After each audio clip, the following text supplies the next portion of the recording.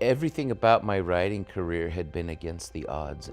Movie extra, cartoonist, toilet scrubber, donut cook. Yeah, I'm a professor now. It's pretty cushy, you know. It's a nice job.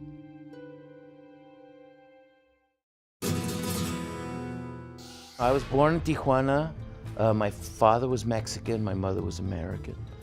And they had met in San Francisco. And he romanced her, you know, and swept her off her feet. She was from New York. And I think she believed she was going to go to a beautiful hacienda in Mexico, you know?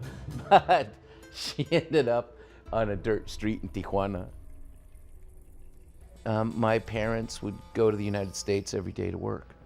And so I didn't really see them very much. I spent my days with my grandmother, aunts, cousins. So I learned Spanish before I learned English, so Spanish was my first language.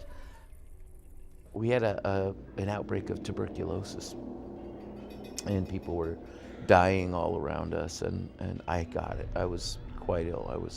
I think I was probably gonna die. I was about four and a half, and that's why we came to San Diego, because they were trying to save me.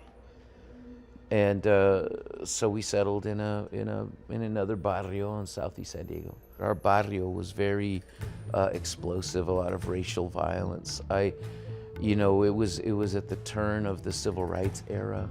I was, you know, English was my second language. I spoke like this, man. I spoke Chicano. I was, you know, talking Tijuana. So here I was looking like an Irish white boy, talking like Tijuana, and you know, everywhere I went, I was in trouble. At the end of fourth grade, we left the sort of border-oriented part of town and moved up north to a little white working-class suburb. So we left my dad's world and went to my mom's world in a lot of ways. And I went to high school and college. I was the first family member to go to college. You know, went through my life thinking Tijuana was cool. And then I moved away from the Mexicans and found out that all the white kids around me thought Tijuana was filthy. Mexicans were dirty. My family was dirty. Spanish was stupid. I was shocked. What? What happened? Are you kidding?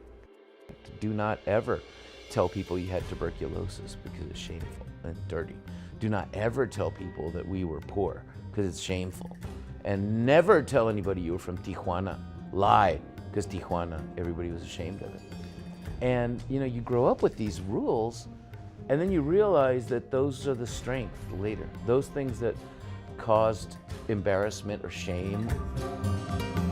And I think part of my job, spiritually anyway, aside from our writing career, is to go and talk to lots of people who are carrying a lot of those shames. My dad, he was actually killed at the hands of Mexican police when I was a senior in college. And I was having a really hard time dealing with that. I started doing relief work in Tijuana with a missionary group, feeding the poor at the Tijuana garbage dump. And I spent years doing it. And that is, oddly enough, partially what led to my going to Harvard. Also totally against the odds.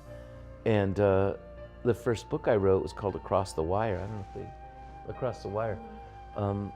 I wrote about that experience, and it was rejected by every publisher in the country for 10 years.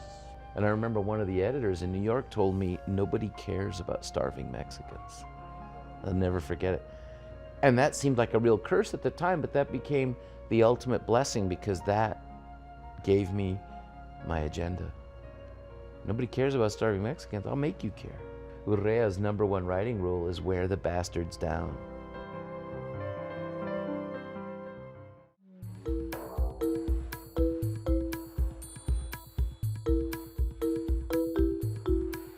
In addition to The Devil's Highway, one of his nonfiction works, being a finalist for the Pulitzer Prize, Luis has received a Lannan Literary Award, a Christopher Award, an American Book Award, and a Western... We've been hoping to host Luis Alberto Urrea since the day we opened, probably. We made pitches for every publication of every book. We read his book in our in-store book club. We wrote blogs about it. Just whatever we could do to show that we're really enthusiastic. Here, shall I make it for her? This is the beginning of my national book tour for the paperback of Queen of America, which is the sequel to the Hummingbird's Daughter. Uh-oh, I'm gonna knock the Queen down. And it's the story of my great aunt, who was known as the Mexican Joan of Arc, the Saint of Cabora, la Santa de Cabora, Teresita Urrea. There were all these women who lived in the house, power women. People always talk about how I write books about women. I have a lot of women characters, and it's probably because of these powerful females that raised me. We had this fantastic aunt, Tia Leti, Aunt Leticia, La Flaca, the skinny aunt, and she was a remarkable character. She'd gone blind, and she was always squinting and smoking, and she loved scaring us, and she'd tell us these ghost stories. And we would gather in this house in Tijuana. No heat, cold, dark. And they used to have, I don't know if you remember these kerosene tower heater. It had green glass, orange flame, so it made this really ghastly light, ghastly shadows, and it made a continual roar in the background. We were all gathered one year, and she came, and you got to imagine this pitch black room with this roar, and suddenly her face appears above the heater, lit from below, with a squinty eye. But in the midst of all that storytelling, she starts telling me about this aunt, you know. You have a Yaqui Indian aunt. I said, I do, yes. And she heals the sick, you know. And she can raise the dead out of the grave and bring them back to life. And she can fly, cabron. So I grew up with those stories, and then I went to work as a bilingual TA at a community college in San Diego. And the professor I was working for said, you're the son of the saint, aren't you? And I said, son of the saint? What saint?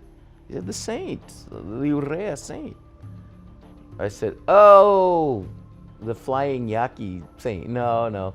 I said, that's not true. That's just a folk tale. And he said, oh, it's true. And he had a textbook with a chapter about her. And I Xeroxed it, and I didn't know that was going to begin a lifelong research project. In 1995, I moved to Tucson because I thought if I'm going to write about Yaqui people, I should be near the Yaqui people. They changed my life, and they made me experience things and see things I still have no explanation for. I quit a million times, and it was a very difficult process. It was really hard living. So all told, the two books took me 26 years to write. And I'll tell you what, if you had told me at the beginning, I would have not done it. It's a lot too much work, you know. So the books meant much more to me than just books, you know.